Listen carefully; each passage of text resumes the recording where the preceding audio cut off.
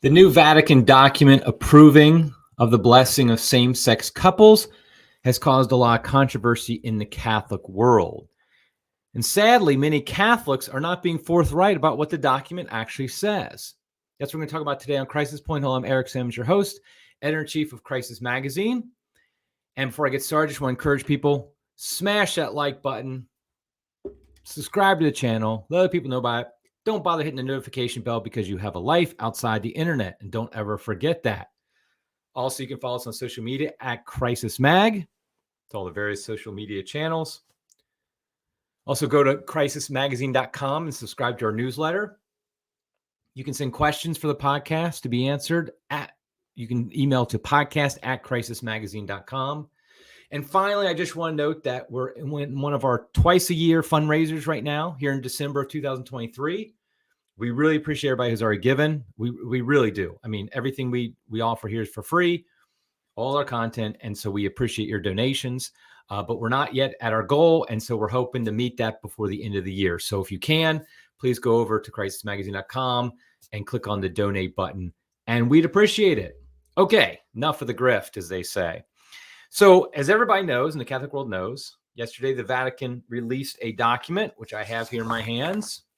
Yes, I'm old enough that I printed it. And it's a declaration on the pastoral meaning of blessings. And really, it's about whether or not you can bless couples in an irregular situation and same-sex couples. And I wrote an article over at Crisis Magazine today. I recommend you go to it. It's the top article today. It's the main article for today. And I basically break down what the document says and basically what it really means. Now, I'm not going to go through that whole thing. You can go read that. But I do want to give my high points. And that is, I saw a theme of the divorce of between one idea and another that really should be married together. So, for example, there's 3 divorces, so to speak, I saw in the document. One is the divorce of orthodoxy and orthopraxy. This is a very common one today. This idea that we can have orthodox beliefs. So I believe in marriage. I believe in the church's teaching on marriage. Yeah, or orthopraxy, our practice, belies that statement. It makes it seem like we don't really believe it. So when we start treating couples that are not in a sacramental marriage in a similar fashion, now, I'm not saying that that's exactly what this document does fully, but it does undermine the orthodoxy. So we see this divorce between orthopraxy and orthodoxy. Whenever a document, and Vatican documents all the time say this lately, whenever a document will emphasize, we believe what the church teaches, we affirm what the church teaches, you know that that later in the document they're going to undermine it. Why else would you do it? They're doing it to undermine it, essentially. So the divorce of orthodoxy and orthopraxy. Another divorce is the divorce of liturgy and life. There's a lot of words spilled in this document about the fact that we're not talking about a liturgical rite here. We forbid liturgical rites, rituals with these blessings. This idea that somehow liturgy is confined to being inside a church or confined to only what the church lays out ritually. Here's a little secret for you. Liturgy is life. Our whole lives are liturgy. Liturgy is the public act of worship. And whenever we're out in public, in any public thing we do, we're worshiping God. Now, I understand that there's a more strict definition of liturgy, and it can be used at times. I've used it at times. But what they're trying to do is they're trying to act like you have this liturgical life over here, and completely separate from that is the rest of the world. But I would argue, and I think this is the Catholic understanding of liturgy, that that's just not the case. So, for example, if you're in an airport, you see a priest, you walk up to him and you say, "Father, can you give me a blessing?" That is a liturgical act by that priest, because he is a priest of the Catholic Church, representing the Catholic Church. He's acting in persona Christi, and he is asking for God to bring down his blessings upon this person. 2 people, public act, a priest of the church doing it. I would argue that's a liturgical act. I know it's not specified in liturgical rubrics and all that necessarily, but it's still part of liturgy. And so this divorce of liturgy and life we find in the document as well. And third, the divorce of moral teaching from pastoral practice. We've seen this all the time. This idea that you have, yes, the church teaches this is the ideal, but pastorally, we have to do this. And the thing you have to do undermines the moral teaching. Here's the truth. Pastoral practice, good pastoral practice, always upholds the morality, the moral teachings. It never does anything to undermine it. Because why? Because following the moral teachings is the best way to live. It's the most fulfilling way to live. And it's the way that God wants us to live. And so therefore, it's pastoral. Because all pastoral isn't, I'm going to give you the person what they want. That's what we think it is. Pastoral is, I'm going to lead the person to God as a pastor. That's the reason for the word. A pastor leads people to God. And so to be pastoral is to lead them to the moral teachings of the church, not to undermine them. Okay, so that's kind of the point I was making in my article. Again, I just asked you to read. I'm breaking down basically the document, and I'm explaining certain points of it.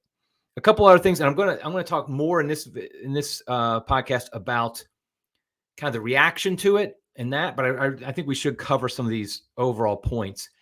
The biggest controversy I think that you see in the interpretation of this document is it talking just about blessing individuals, or is it talking about blessing unions? Well, the answer, or relationships. Well, the answer is kind of neither. It's talking about blessing couples. It specifically uses the term couples. It does not talk about blessing individuals. So when people say to you, oh, it's just blessing individuals, the church has always done that. It's always blessed individual sinners. That's not what they're saying now. In fact, the very fact that they have all these sections at the beginning talking about marriage and how we're not talking about marriage here tells you they're talking about couples. Because if it was just about blessing individuals, it's irrelevant to bring up the church's teaching on marriage. Clearly, it's saying we're talking about relationships that some people compare to marriage, or at least they can be compared to marriage on some level. Because what you have is, in a marriage, most fundamentally in the eyes of the world, a romantic relationship between two people. We, of course, as Catholics know it's so much more than that. But that's fundamentally, you have this relationship between two people of a sexual nature too. These couples that they're talking about in irregular situations and same-sex couples, clearly it's a relationship that's of a sexual nature. And if it's a sexual relationship that's outside of marriage, therefore it's by definition sinful. In paragraph 31, the whole section 3 is called, this is why I think it's hilarious that you would say it's only about blessing individuals. Literally, the entire section is titled Blessings of Couples in Irregular Situations and of Couples of the Same Sex. It doesn't say blessings of individuals who happen to be in a same-sex relationship. It's of the couple. And that's exactly what it talks about. It says the possibility of blessings for couples in irregular situations and for couples of the same sex. Again, let's just be clear about irregular situations. That means sinful situations. That means immoral situations. Because the only relationship a couple can have, and remember, again, couple in this context is talking about two people in a sexual relationship. That's the only, it makes no sense. The whole document makes no sense if that's not how you define couple. And any couple in a sexual relationship that is not a truly married man and a woman, as the Catholic definition of marriage, therefore is a sinful relationship. So that's what they're talking about, is these things. So the idea that it's just a union now, just individuals. Now, some people are trying to talk about the specifics of, okay, they mentioned couples, but that's not relationships, or that's not a union. They're not blessing unions. I get that they're saying that Fernandez and therefore Pope Francis is saying that we're not doing a blessing of a union in the sense of like a marriage ceremony where you're blessing the beginning of the union. You're giving some prayer. I get that. I know it's not saying that. It's not saying we approve of gay marriage and all that stuff. Actually, I don't think anybody's even claiming it does. But I think we're getting into semantics of reading what we want to read. When it talks about couples in irregular situations and couples, same-sex couples, it's talking about couples in a sexual relationship, a relationship. Now, whether or not that union is something that they're claiming is a marital union, that's kind of the individual couple, because there's a lot of couples who live together who don't even claim to be married because they fall under irregular situations. So if you have two people shacking up, they've never been married, and they want a blessing, that is allowed now by this document because that's an irregular situation. Because they don't define irregular situation as very specific. So, I mean, honestly, if a married man and his mistress go up to a priest and want a blessing, that's allowed under this document because that's an irregular situation. And people say, "Oh, that's crazy." I'm just reading what it says. That's that when they talk about irregular situations, that's what they're talking about, is situations in which a couple's in a romantic sexual relationship that is not marriage. So I think they are also kind of purposely making it confusing, Fernandez and the Pope, by talking only about couples. But ultimately, this is not about blessing individuals. If a man in a homosexual relationship goes up to a priest and asks for a blessing, of course he can give that person a blessing. He's calling upon God to bless him and do all this, and that blessing would hopefully pull him out of that relationship. But if he's going and asking for a relationship as a couple, he's asking for a blessing of the couple. He's asking for a blessing in a moral situation. It's like if I'm getting ready to go rob a bank and I say to the Father, can you bless me in my endeavor of robbing this bank? No, he can't bless that. If he doesn't know I'm going to go rob a bank, and I just say, Father, give me a blessing, he's going to give me a blessing. Of course, God knows it's not of the bank, of robbing the bank. So a lot of the confusion is, like, everybody's interpreting this in different ways. How do we know what they actually mean? I think it's very obvious, but I know people, Catholics, good-natured, good-willed Catholics, who would disagree with my interpretation of it. I get that. I think what you do in this situation, you look to somebody who is considered by the Vatican itself as kind of the expert in this area, as a prominent spokesperson of what they're talking about, as somebody they have elevated to a position of prominence, that they have made clear, here is a person that we support the way this person works in this area. And in the case of blessings for same-sex couples, that is none other than Father James Martin. I don't know how anybody could claim it's anybody else. Father James Martin has been pushing for this and more for a very long time. He has been given great prominence by the Vatican itself. They appointed him, I think, as a consultor of the diaspora on communications or something like that. He's had many meetings with the Pope that has been very prominent. I mean, the Pope won't meet with Cardinal Burke or somebody like, or Bishop Strickland probably, or anybody like that, but he often meets with Father James Martin. Father James Martin was appointed by the Pope to be at the synod, the recent synod. So I think what we do is we look at how Father James Martin interprets it and say, that's the mind of Pope Francis. I think that's the honest thing to do. And just go on Twitter and look at what Father James Martin said. He knows that this is a blessing of the couple, a blessing of the union, essentially, in so many words. And he sees it as a huge step, as a big change. So people are saying it's not a change. I would just say, Father James Martin is saying it is. He's been the person that the Pope and the Vatican has looked to as an expert in this area. So unless they come out and correct Father James Martin, then I think we go with him. And I don't think you can say, oh, well, they wouldn't correct him or something like that. They obviously correct bishops and priests they think are doing the wrong thing. Look at what they did to Strickland and Burke. So unless there's some type of punishment or correction coming for Father James Martin, and if they do that, if they come out, if Fernandez comes out and say, no, Father James Martin is wrong how he's interpreting this, I'll stand corrected. I'll say, okay. But I think we know what's going to happen. So ultimately, when these controversial documents come out, and I think we see that it's like you can predict exactly what the reaction is going to be when these Francis documents come out. The progressives say, yes, yay, we got what we wanted. The traditionalists say, oh, crap, they got what they wanted. And then you have the pope-splainers, mostly the conservative pope-splainers, who say, no, you're all wrong. Everybody, the progressives, the trades, they're all wrong. It doesn't say what everybody else is saying it says. It actually says what the church has always taught, and there's no changes whatsoever. And that's kind of what you get. And I kind of want to explore for a moment what the problem with the pope-splainers. And this is a term that kind of is a term of derision I get. I don't like to use terms of derision too much. I feel like it's pretty accurate, hyper-papalist. I mean, I give Michael Lofton credit.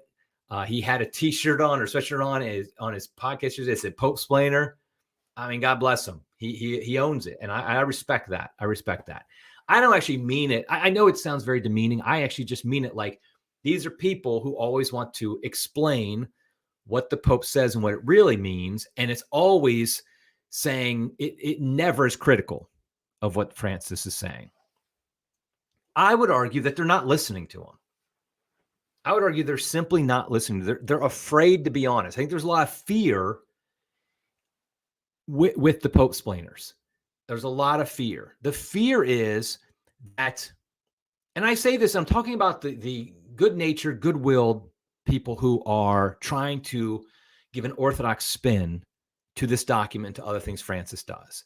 I think I'm talking about the good-natured ones, not the ones who are just ideological, political, or something like that. I mean the ones who are like faithful Catholics trying to understand the crisis today, and their way of doing is to always explain what Francis says in a manner they think is fitting with tradition, with orthodoxy. I think, honestly, they're afraid, though, to be honest, because they're afraid that if Francis is saying things that is contrary to orthodoxy, contrary to tradition, it will hurt the church. It will hurt the papacy. They're also afraid that if they acknowledge that Francis is saying something untrue or harmful for souls, they're not being good Catholics. After all, what Catholic wants to be being contrary to the Pope? What Catholic wants to be against what the Pope says? None of us want to be like that. And I think ultimately they're afraid about something else. I think they're afraid that they may be wrong about the church itself, that everything they believe, their whole life is set up on the church. And if Pope Francis really is saying these false things, their form of Catholicism does not allow for that, then the whole house of cards falls apart. And that's a real fear. And that's something that we should be sympathetic to, at least. Nobody wants their faith demolished. Nobody wants that to happen. And so what they do is they create these bars of what we have to do when we get something from the Pope, some teaching from the Pope. The one I see two of them most commonly. One is we must interpret any Vatican document in the most orthodox manner possible. You hear this said. Someone on Twitter was talking to me about this. By the way, I gave a lot. I'm not huge on Twitter anymore, like all the time. But yesterday I gave a lot of takes on Twitter about this document. So if you want to just go to Twitter and find me, Eric R. Sammons, at Eric R. Sammons, or X, whatever it's called, go ahead and do that. But I saw a number of people talk about we have to interpret it, and we're obligated to interpret it in the most orthodox manner possible. And I would say, no, we're not. No, we're not. That's a modern idea that is based upon the fact that we've had so much discontinuity with what is being taught by the Vatican, with what has been taught in the past, that we feel like, okay, we've got to find some way to interpret this. And I will say, a lot of this comes from Pope Benedict, who wanted to do this Vatican II and with some other teachings and things like that. I do not believe we are obligated, because I don't think that is charity. I think charity is being very honest and being very direct and very clear. And if somebody says something, if somebody walks up to me and says, I want to kill you, I don't say, well, I need to interpret that in the most orthodox or most charitable light possible. What he really means is he doesn't really like the way I'm acting, and he wants that to stop, and I'm not being a good person. He wants that man of me to die. And so whatever. I mean, you're making things up. He's made it very plain what he wants. Pope Francis and Cardinal Fernandez made very plain what they want in this document. It's not that confusing. We need to just take their word for it. That's what's charitable, is to take their word for it. We need to read it like normal people do. Here's the other problem. The Pope-splainers do so many mental gymnastics when they try to read it in the most orthodox light possible that they're basically making it impossible to really talk to normal people. Because when a normal person reads this, they just say, oh, they think it's okay now to bless homosexual couples. All the headlines in secular media yesterday, they were all right. People were like, oh, the media, liberal media, or whatever. They all said Pope approves blessing of same-sex couples. That's exactly what he did. That's how normal people read it, because they're normal people. They're not trying to do mental gymnastics. And so when we do, and we tell them, no, you're wrong. That's not what it means. It really means X, Y, and Z because this, and that. I just feel like we're losing them. Because they're just like, sorry, dude, that sounds like cult-like talk to me. Because it just obviously says this, and now you're saying it doesn't say this, but my own eyes tell me it says this. And so I don't think we're under an obligation to interpret it in the most orthodox fashion possible. Because I think what that does is it assumes that it has to be orthodox. And it doesn't. The church has never taught that every Vatican document has to be orthodox. It just doesn't. Most are in a lot of ways. Many have maybe minor problems in them throughout the years, and some are just completely awful, like this one. And there's no real redeeming value to them. And I think we just have to be bluntly honest about that. Another argument you'll hear from the Pope-splainers is this idea about, well, we have to have a religious submission of mind and will to the magisterium, to the papal magisterium, to the ordinary magisterium, even when it's in the, non-infallible aspects. This is from Lumen Gentium 25 from Vatican II. Also, it's been mentioned in other places, this idea that we have to have this religious submission of mind and will. Okay, granting that, I would just say we have a fundamental misunderstanding what religious submission of mind and will is. I tweeted this on, I mentioned in the article, I think I also tweeted it, that I wrote. There's a great article from a few years ago by Dr. Jeremy Holmes at Catholic World Report where he talks in detail about what does that mean. And essentially we can look at it like this. When it comes to an infallible teaching of the church, i.e. a exercise of the magisterium that's infallible, ex cathedra statement, a council document that's exercising its office to speak infallibly.